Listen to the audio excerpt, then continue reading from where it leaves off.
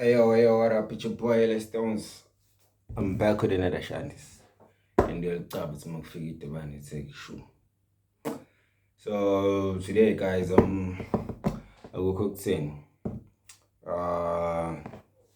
Cabanga ukuthi bafethu Lukhulu shithi kunama content lambe awu 15 abakhona ahlukahlukene. But so mayukuthi ngikhethe mfethu kwangizophuthumisa kuqala first phambili yabo. But ngicabanga la ukuthi ngishuthe story time bafethu yabo.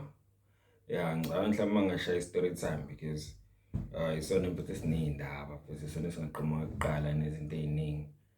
And kuningi umuntu angakhuluma ngawo mfethu vela ama experiences yabo yonke.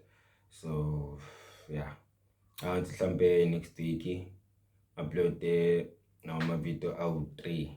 Ya wena kulula ukusho bafethu but mase sekumele uspane bafethu it's not easy because manje ngishaya anginalo ithuluzi elitrend but skill enginaso kodwa ke angeke ngize ngigive up remote wenzakala. Njengamanje wouldn't say ukuthi angikho grand. It's just that kuningi yenzeka ngendlela bekade ngingafisa kwenzeka ngayo kodwa ke ngoku-adapt nokujwayela but ngiba grand, so ngingasho ngithi ngi-grand. So ngicabanga bafisa ukuthi kushaya story time yabo nje. Yeah, mhlawumbe singaqala ngasiphi. Shoplifter bafethu shoplifter ngaqala ka-grade 6 to grade 9.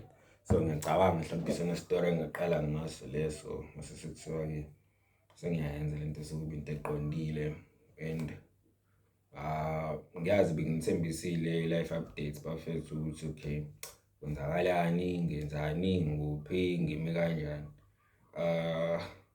Ngizoyiletha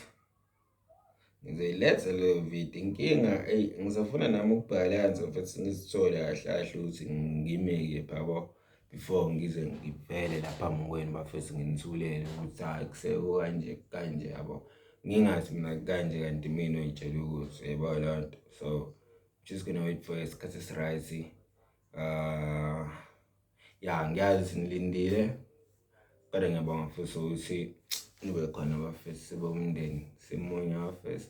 So yale ndlela nami le ngizama ukuthi ngibuyise nginikeza ithemba ukuthi ngizwane nani umndeni wami omusha. Amen. That's